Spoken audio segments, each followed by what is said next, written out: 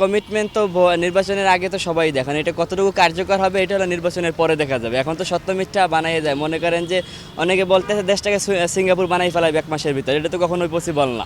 তো নির্বাচনের আগে তো এরকম কমিটমেন্ট অনেকেই দেয়, তো এইটি আমরা পাইতেছি বর্তমানে, কিন্তু কতটুকু কাজে লাগবে, মানে কতটুকু এটা ইমপ্লিমেন্ট হবে এটা নির্বাচনের পরে আমরা দেখতে পারবো।